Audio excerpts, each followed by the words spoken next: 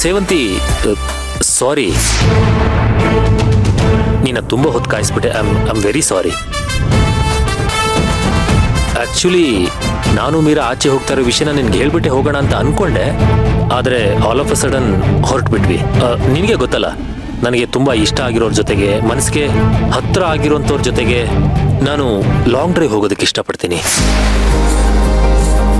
ಅದು without any plans. So Meera ಜೊತೆಗಿದ್ರೆ ತುಂಬ ಚೆನ್ನಾಗಿರುತ್ತೆ, ಎಕ್ಸೈಟ್ಮೆಂಟ್ ಇರುತ್ತೆ ಅಂತ ನಾವಿಬ್ರು ಹೋದ್ವಿ.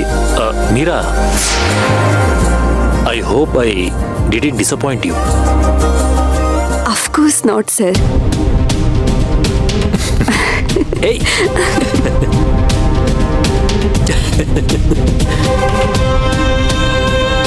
ನಾಚ್ಕೊಂಡ್ಬಿಟ್ಲು.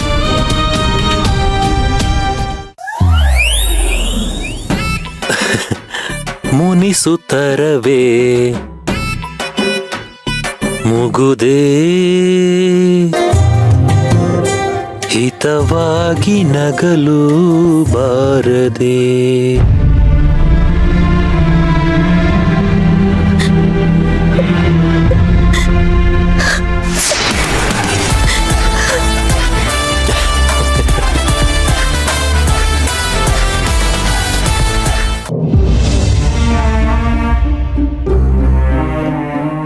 ನಾಳೆ ದಿನ ಅವಳು ನಿನ್ಗೆ ಇದೇ ರೀತಿ ಕಾಲೊತ್ತುತ್ತಾಳ,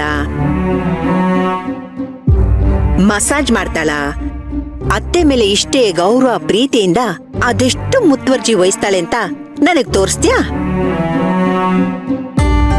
ಎಣ್ಣೆ ಕಾಯಿಸಿದೀನಿ, ನೀವೇ ಹಚ್ಕೋಬಿಡಿ. ನನ್ಗೊಂದ್ ಸ್ವಲ್ಪ ಅರ್ಜೆಂಟ್ ಕೆಲಸ ಇದೆ, ನಾನು ಹೋಗಿ ಬರ್ತೀನಿ. ಹಾ, ಓಕೆ.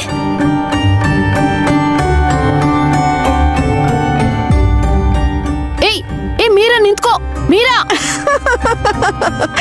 ಇದು ಹಸಿ ಸೌದೆನೆ ಬಿಡು, ಹತ್ಕೊಳ್ಳಲ್ಲ. ಕುಡೀಲಿ. ಅಲ್ಲ ಕುಡೀಲಿ. ಅಲ್ಲ,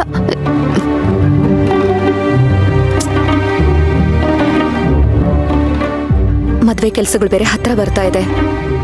ನೀವ್ ಈ ತರ ಕಾಲಿಗೆ ಪೆಟ್ ಮಾಡ್ಕೊಂಡ್ಬಿಟ್ರೆ ಹೇಗ್ ಹೇಳಿ? ನೋಡಿ, ನೀವು ಸುಮ್ನೆ ಕೆಲ್ಸಗಳು ಹಚ್ಕೊಳ್ಳೋದಕ್ ಹೋಗ್ಬೇಡಿ. ಏನೇ ಕೆಲಸ ಇದ್ರು ನನಗೆ ಹೇಳಿ, ನಾನು ಮಾಡ್ತೀನಿ. ಅಯ್ಯೋ ಅತ್ತೆ, ನೋಡಿ, ಇಲ್ಲೇ ಒಂದ್ ಸ್ವಲ್ಪ ಹೊತ್ತು ರೆಸ್ಟ್ ಮಾಡಿ. ನನ್ ಸೇವಂತಿಗೆ ಅಷ್ಟೆಲ್ಲ ದ್ರೋಹ ಮಾಡಿದ್ರು, ಅವಳ ಜೀವನ, ಅವಳ ಭವಿಷ್ಯ ಎಲ್ಲ ಕಿತ್ಕೊಂಡ್ರು, ಪಾಪ ಸೇವಂತಿ ಒಂದು ಕ್ಷಣಕ್ಕಾದ್ರೂ ನನ್ ಮೇಲೆ ಬೇಜಾರಾಗ್ಲಿ, ಸಿಟ್ಟು ಮಾಡ್ಕೊಳ್ಳೋದಾಗ್ಲಿ ನಾನು ನೋಡ್ಲೇ ಇಲ್ಲ. ಬದಲಾಗಿ ಮೊದ್ಲಿಗಿಂತ ಹೆಚ್ಚು ಪ್ರೀತಿ, ಗೌರವ ತೋರಿಸ್ತಿದ್ದಾಳೆ. ನನಗ್ ಭಾಷೆ ಕೊಟ್ಟಿದ್ದಾಳೆ ಅನ್ನೋ ಒಂದೇ ಒಂದ್ ಕಾರಣಕ್ಕೆ ಮತ್ತೆ ವಾಪಸ್ ಇಲ್ಲಿಗೆ ಬಂದು ತನ್ನ ಕಣ್ ಮುಂದೆನೆ ತನ್ನ ಗಂಡನ ಮೀರಾಗೆ ಬಿಟ್ಕೊಡ್ತಿದ್ದಾಳೆ. ನೋವು, ದುಃಖ ಎಲ್ಲ ಕಷ್ಟಪಟ್ಟು ಸಹಿಸ್ಕೊತಿದ್ದಾಳೆ. ಇಂಥ ಹುಡುಗಿಗೆ ನಾನು ಮತ್ತೆ ಮತ್ತೆ ಅನ್ಯಾಯ ಮಾಡ್ತಾನೆ ಇದ್ದೀನಲ್ಲ.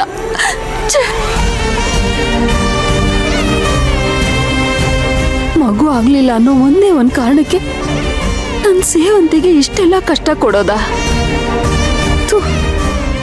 ಎಂತ ಪಾಪಿ ನಾನು ನನ್ನ ಮಗನ ಬಗ್ಗೆ ಅಷ್ಟೇ ಯೋಚನೆ ಮಾಡ್ತಿದ್ದೆ. ನಮ್ಮ ವಂಶ ಬೆಳಿಬೇಕು ಅನ್ನೋ ಹಠಕ್ ಬಿದ್ದು ನಾನು ಸೇವಂತಿ ಬಗ್ಗೆ ಯೋಚನೆ ಮಾಡ್ಲೇ ಇಲ್ವಾ? ಪಾಪ ಅಲ್ವಾ ಸೇವಂತಿ?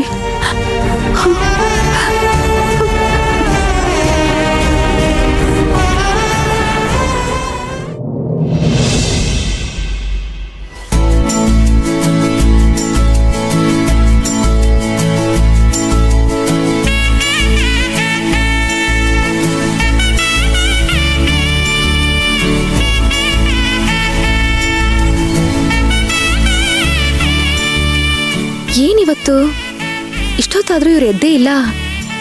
ಆಫೀಸಿಗೆ ಲೇಟ್ ಆಗುತ್ತಲ್ಲ.